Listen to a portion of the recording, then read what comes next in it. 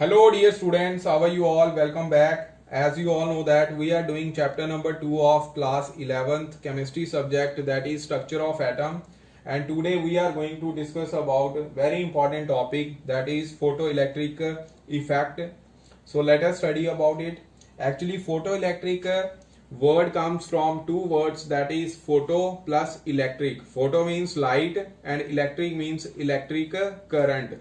Therefore there will be flow of electric current, means flow of electrons, but how these electrons will flow, let us study about it. Actually photoelectric effect is an experimental study. So a experimental study की है. This experiment is carried out in a photoelectric cell which consists of evacuated glass tube fitted with two electrodes connected through an outer circuit, as you can see in the figure. ਇਸ figure ਵਿੱਚ ਤੁਸੀਂ ਦੇਖ ਸਕਦੇ ਹੋ there are two electrodes ਜਿਨ੍ਹਾਂ ਨੂੰ ਅਸੀਂ ਬਾਹਰੋਂ ਬੈਟਰੀ ਦੇ ਨਾਲ ਅਟੈਚ ਕੀਤਾ ਔਰ ਬੈਟਰੀ ਦੇ 네ਗੇਟਿਵ ਟਰਮੀਨਲ ਦੇ ਨਾਲ ਜਿਸ ਇਲੈਕਟ੍ਰੋਡ ਨੂੰ ਅਟੈਚ ਕੀਤਾ ਹੈ ਉਹ ਐਸ ਕੈਥੋਡ ਹੈ, ਐਕਟ ਕਰ ਰਿਹਾ, ਔਰ ਜਿਸ ਇਲੈਕਟ੍ਰੋਡ ਨੂੰ ਅਸੀਂ ਬੈਟਰੀ ਦੇ ਪੋਜ਼ਿਟਿਵ ਟਰਮੀਨਲ ਨਾਲ ਜੋੜਿਆ ਹੈ ਉਹ ਐਜ਼ ਐਨੋਡ ਐਕਟ ਕਰ ਰਿਹਾ. ਓਕੇ ਬੱਚੋ, ਔਰ ਕਰੰਟ ਦੀ ਇੰਡੀਕੇਸ਼ਨ ਦੇ ਲਈ ਇੱਥੇ ਇੱਕ ਡਿਵਾਈਸ ਲਗਾਈ ਹੈ ਗਲਵੈਨੋਮੀਟਰ. ਗਲਵੈਨੋਮੀਟਰ ਕੀ ਹੁੰਦਾ ਹੈ, which is used, this instrument is used to indicate the flow of electric current.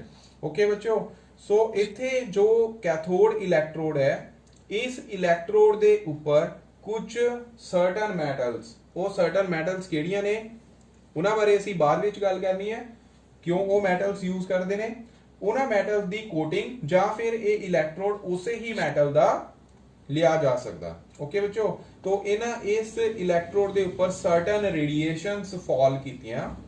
ਉਹ radiations in the farm of sunlight. ਜਦੋਂ ਇਹ ਰੇਡੀਏਸ਼ਨਸ ਫਾਲ ਹੋਈਆਂ ਤਾਂ ਇੱਥੇ ਗਲਵੈਨੋਮੀਟਰ ਨੇ ਡਿਫਲੈਕਸ਼ਨ ਦੇਣੀ ਸ਼ੁਰੂ ਕਰਤੀ. ਅਗਰ ਗਲਵੈਨੋਮੀਟਰ ਡਿਫਲੈਕਸ਼ਨ ਦੇ ਰਿਹਾ ਇਹਦਾ ਮਤਲਬ ਇੱਥੇ ਇਲੈਕਟ੍ਰਿਕ ਕਰੰਟ ਫਲੋ ਹੋ ਰਿਹਾ. ਅਗਰ ਇਲੈਕਟ੍ਰਿਕ ਕਰੰਟ ਫਲੋ ਹੋ ਰਿਹਾ ਮੀਨਸ ਇੱਥੇ ਇਲੈਕਟ੍ਰੋਨ ਦਾ ਫਲੋ ਹੋ ਰਿਹਾ, ਔਰ ਇਲੈਕਟ੍ਰੋਨ ਕਿਹੜੇ ਇਲੈਕਟ੍ਰੋਡ ਤੋਂ ਕਿਹੜੇ ਇਲੈਕਟ੍ਰੋਡ ਵੱਲ ਜਾਣਗੇ, 네ਗੇਟਿਵ ਟਰਮੀਨਲ ਤੋਂ ਪੋਜ਼ਿਟਿਵ ਟਰਮੀਨਲ ਵੱਲ, ਮਤਲਬ ਕੈਥੋਡ ਤੋਂ ਐਨੋਡ ਵੱਲ. ਸੋ ਦਿਸ ਇਜ਼ ਫੋਟੋਇਲੈਕਟ੍ਰਿਕ ਇਫੈਕਟ. ਡੈਫੀਨੇਸ਼ਨ ਕੀ ਹੋਈ ਫੋਟੋਇਲੈਕਟ੍ਰਿਕ effect the, the phenomena of emission of electrons from the surface of metal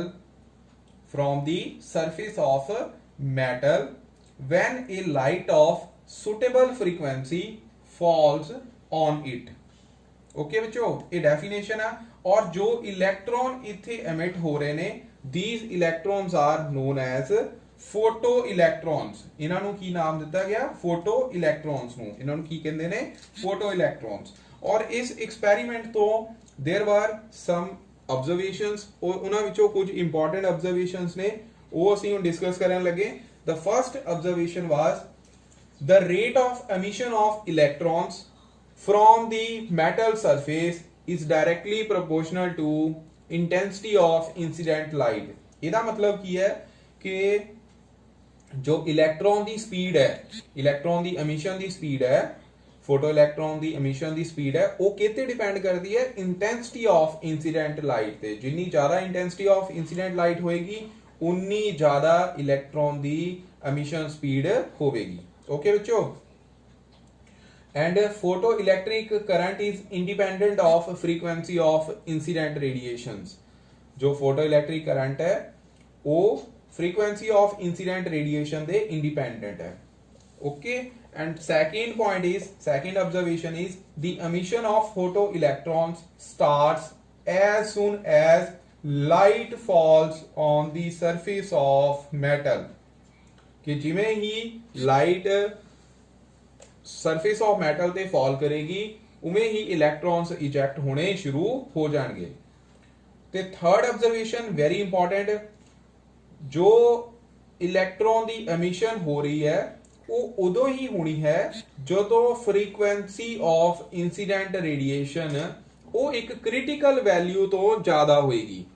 ਠੀਕ ਹੈ, ਮਤਲਬ the emission of photoelectrons will takes place only when frequency of incident radiations is above the critical value, and this critical value is known as threshold frequency. ਇਹਨੂੰ ਕੀ ਕਹਿੰਦੇ ਆ, threshold frequency. ਇਹਦਾ ਮਤਲਬ ਇੱਥੇ ਕੁਝ ਸਰਟਨ ਮੈਟਲਸ ਨੇ ਜੋ photo electric effect show ਕਰਦੀਆਂ ਨੇ, ਬਾਕੀ ਨੇ ਫੋਟੋ ਇਲੈਕਟ੍ਰਿਕ ਇਫੈਕਟ ਸ਼ੋ ਨਹੀਂ ਕਰਨਾ।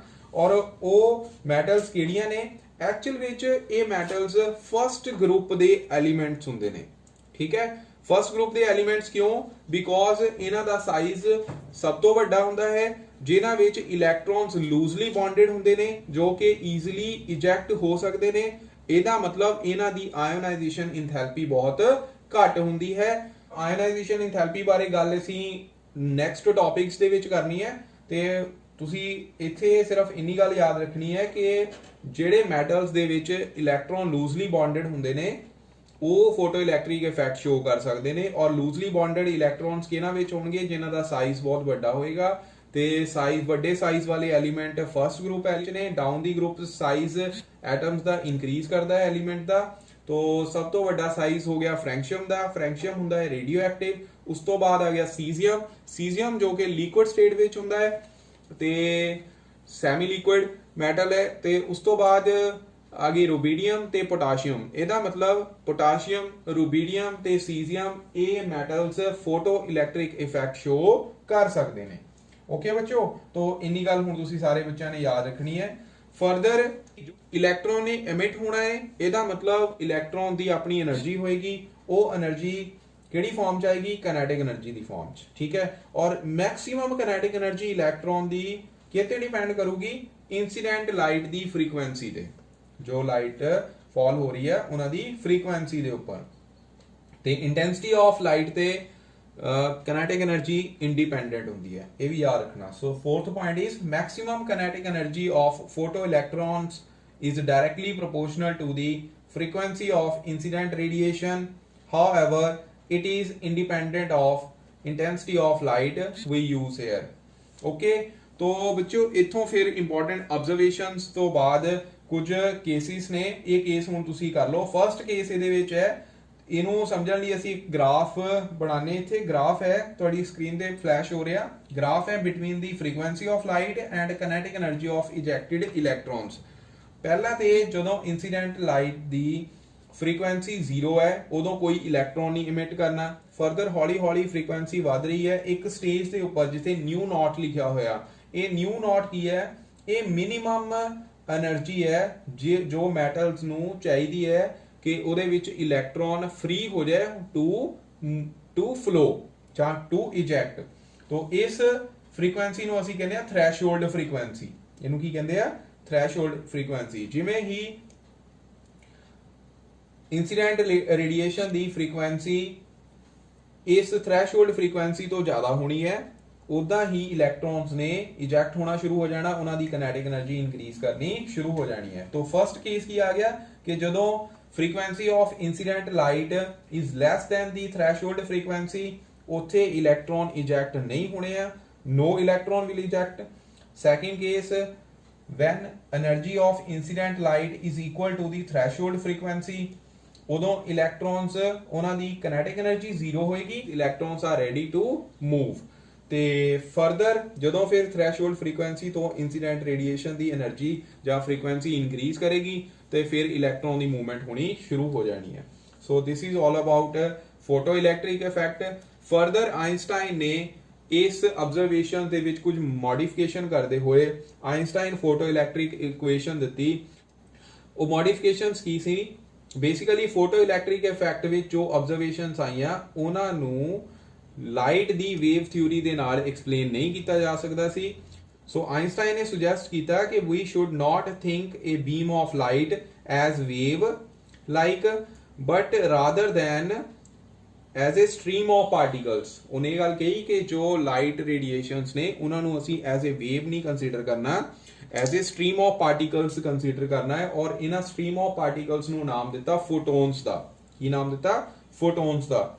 ਔਰ ਫਰਦਰ ਫਿਰ ਆਇਨਸਟਾਈਨ ਨੇ ਪਲੈਂਕਸ ਥਿਊਰੀ ਜਾਂ ਪਲੈਂਕਸ ਕੁਆਂਟਮ ਥਿਊਰੀ ਜਾਂ ਪਲੈਂਕਸ એનર્ਜੀ ਦੀ ਇਕੁਏਸ਼ਨ ਯੂਜ਼ ਕਰਦੇ ਹੋਏ ਆਇਨਸਟਾਈਨ ਫੋਟੋ ਇਲੈਕਟ੍ਰਿਕ ਇਕੁਏਸ਼ਨ ਨੂੰ ਡਰਾਈਵ ਕੀਤਾ। ਸੋ ਉਹ ਇਕੁਏਸ਼ਨ ਕੀ ਹੈ? ਦੇਖੋ, ਪਲੈਂਕਸ ਥਿਊਰੀ ਦੇ ਅਕੋਰਡਿੰਗਲੀ એનર્ਜੀ ਆਫ ਰੇਡੀਏਸ਼ਨ ਉਹ ਕਿਹਦੇ ਇਕੁਅਲ ਆਏਗਾ? E is equal to h nu ਜਿਹਦੇ ਵਿੱਚ ਨਿਊ ਕੀ ਹੈ એનર્ਜੀ ਫ੍ਰੀਕੁਐਂਸੀ ਆਫ ਲਾਈਟ ਔਰ h ਕੀ ਹੈ प्लैंक्स कांस्टेंट। सो आइंस्टाइन ਦੇ ਅਕੋਰਡਿੰਗਲੀ जो इलेक्ट्रॉन की एमिशन हो रही है that is due to the interaction of these photons with electrons। ठीक है कि इलेक्ट्रॉन्स फोटोन ਦੇ ਨਾਲ ਇਹਨਾਂ ਫੋਟੋਨਸ ਦੇ ਨਾਲ ਇੰਟਰੈਕਸ਼ਨ ਕਰਦੇ ਨੇ, ਫਿਰ ਇਲੈਕਟ੍ਰॉन्स ਉਹਨਾਂ ਫੋਟੋਨਸ ਨੂੰ ਮਤਲਬ photon the in the farm of energy ਉਹਨੂੰ ਅਬਜ਼ੌਰਬ ਕਰਦੇ ਨੇ। ਤੇ ਫਰਦਰ ਸਾਰੇ ਬੱਚਿਆਂ ਨੂੰ ਇੰਨੀ ਗੱਲ ਪਤਾ ਹੈ ਕਿ ਇਲੈਕਟ੍ਰॉन्स these are held in a metal by attractive forces। ਇਹਨਾਂ attractive forces ਨੂੰ ਅਸੀਂ ਬਾਈਂਡਿੰਗ એનર્ਜੀ ਆਫ ਇਲੈਕਟ੍ਰॉन्स ਕਹਿੰਦੇ ਆ, ਬਾਈਂਡਿੰਗ એનર્ਜੀ ਆਫ ਇਲੈਕਟ੍ਰॉन्स। ਠੀਕ ਹੈ, ਜੇਕਰ ਹੁਣ ਇਲੈਕਟ੍ਰॉन्स ਨੇ ਮੈਟਲ ਦੇ ਵਿੱਚੋਂ ਇਜੈਕਟ ਹੋਣਾ ਹੈ ਤਾਂ ਫਿਰ ਜੋ ਫੋਟੋਨਸ ਦੀ એનર્ਜੀ ਜੋ ਬਾਹਰੋਂ ਫੋਟੋਨਸ ਫਾਲ ਹੋ ਰਹੇ ਨੇ ਸਰਫੇਸ ਆਫ ਮੈਟਲ ਤੇ ਉਹਨਾਂ ਦੀ energy binding energy of electron in metal ਉਹ ਤੋਂ ਜ਼ਿਆਦਾ ਹੋਣੀ ਚਾਹੀਦੀ ਹੈ ਤਾਂ ਕਿ ਇਲੈਕਟ੍ਰॉन ਉਥੋਂ ਨੌਕਆਊਟ ਹੋ ਸਕੇ। ਔਰ ਬੱਚਿਓ ਜੋ ਇੱਥੇ ਲਾਈਟ ਯੂਜ਼ ਹੋ ਰਹੀ ਹੈ ਉਸ ਦੀ ਫੋਟੋਨ એનર્ਜੀ ਦੋ ਤਰੀਕੇ ਨਾਲ ਇੱਥੇ ਯੂਜ਼ ਹੁੰਦੀ ਹੈ।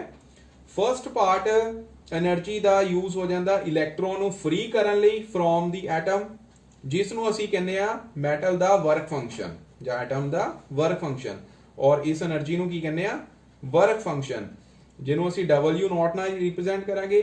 And second farm of energy ਜਿਹੜਾ ਸੈਕਿੰਡ ਰੈਸਟ ਪਾਰਟ ਹੈ ਉਹਦਾ ਬਾਹਰੋਂ ਇਨਸੀਡੈਂਟ ਰੇਡੀਏਸ਼ਨ ਜੋ ਫਾਲ ਹੋ ਰਹੀਆਂ ਉਹਦਾ ਸੈਕਿੰਡ ਪਾਰਟ ਯੂਜ਼ ਹੋ ਗਿਆ ਇਲੈਕਟ੍ਰॉन ਦੀ ਮੂਵਮੈਂਟ ਦੇ ਵਿੱਚ। ਠੀਕ ਹੈ, ਮਤਲਬ ਇਲੈਕਟ੍ਰॉन ਦੀ ਮੂਵਮੈਂਟ ਦੇ ਨਾਲ ਕਿਹੜੀ એનર્ਜੀ ਆਣੀ ਕਿਨੈਟਿਕ એનર્ਜੀ। ਤੋਂ ਕਿਨੈਟਿਕ એનર્ਜੀ ਦੇ ਫਾਰਮ ਦੇ ਵਿੱਚ ਬਾਕੀ ਰੈਸਟ ਪਾਰਟ ਆਫ એનર્ਜੀ ਜੋ ਬਾਹਰੋਂ ਫਾਲ ਹੋ ਰਹੀ ਹੈ ਉਹ ਯੂਜ਼ ਹੋ ਜਾਣਾ। ਤੋਂ ਦੋ ਤਰੀਕੇ ਨਾਲ એનર્ਜੀ ਯੂਜ਼ ਹੋ ਗਈ, ਫਰਸਟ ਇਲੈਕਟ੍ਰॉन ਨੂੰ ਇਜੈਕਟ ਕਰਨ ਲਈ मतलब as a work function, second kinetic energy.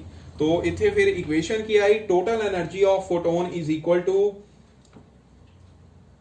Work function plus kinetic energy. Work function ਨੂੰ ਅਸੀਂ W0 ਨਾਲ ਰਿਪਰੈਜ਼ੈਂਟ ਕਰਾਂਗੇ ਤੇ ਕਾਈਨੈਟਿਕ એનર્ਜੀ ਨੂੰ ਰਿਪਰੈਜ਼ੈਂਟ ਕਰਾਂਗੇ ਹਾਫ mv², ਜਿੱਥੇ v ਕੀ ਆ ਵੈਲੋਸਿਟੀ ਆਫ ਇਮਿਟਡ ਇਲੈਕਟ੍ਰॉन्स। ਹੁਣ ਜਿਵੇਂ ਹੀ ਮੈਟਲ ਦੇ ਉੱਪਰ ਮੰਨ ਲਓ ਮੈਟਲ ਚੋਂ ਹਲੇ ਇਲੈਕਟ੍ਰॉन ਇਜੈਕਟ ਹੋਣੇ ਸ਼ੁਰੂ ਨਹੀਂ ਹੋਏ, ਸਿਰਫ ਇਲੈਕਟ੍ਰॉन ਫ੍ਰੀ ਹੋ ਗਏ, तो ਉੱਥੇ ਫਿਰ ਕਾਈਨੈਟਿਕ એનર્ਜੀ ਨੂੰ ਅਸੀਂ 0 ਮੰਨਾਂਗੇ। ਅਗਰ ਕਾਈਨੈਟਿਕ એનર્ਜੀ ਨੂੰ 0 ਕਰ ਦਈਏ ਤਾਂ ਫਿਰ ਇਹ ਇਕੁਏਸ਼ਨ ਜੋ ਇਕੁਏਸ਼ਨ ਹੈ ਇਹ ਰਿਡਿਊਸ ਹੋ ਜਾਣੀ W0 h ਨਿਊ ਦੀ ਜਗ੍ਹਾ ਇੱਥੇ ਯੂਜ਼ ਕਰਾਂਗੇ ਹੁਣ ਵਰਡ ਨਿਊ ਨੋਟ, ਔਰ ਇਹ ਨਿਊ ਨੋਟ ਕੀ ਹੈ ਥ੍ਰੈਸ਼ਹੋਲਡ ਫ੍ਰੀਕੁਐਂਸੀ। ਕੀ ਹੈ ਥ੍ਰੈਸ਼ਹੋਲਡ फ्रीक्वेंसी। सो W0 के इक्वल आ गया h न्यू नॉट, मतलब threshold frequency into Planck's constant, और A बन गया थ्रेशोल्ड एनर्जी। ठीक है, ये बन गया थ्रेशोल्ड एनर्जी। तो इथों फिर आइंस्टाइन की इक्वेशन आई h nu is equal to h nu naught plus half mv square. So बच्चों this is the Einstein's photo electric equation, ਔਰ ਇਸ ਇਕੁਏਸ਼ਨ ਨੂੰ ਹੁਣ ਯੂਜ਼ ਕਰਦੇ ਹੋਏ ਅਸੀਂ ਕੁਝ ਨਿਊਮੈਰੀਕਲਸ ਕਰਨੇ ਨੇ ਜੋ ਅਸੀਂ ਨੈਕਸਟ ਵੀਡੀਓ ਦੇ ਵਿੱਚ ਕਰਾਂਗੇ। Till then stay at home, stay safe. Thank you so much.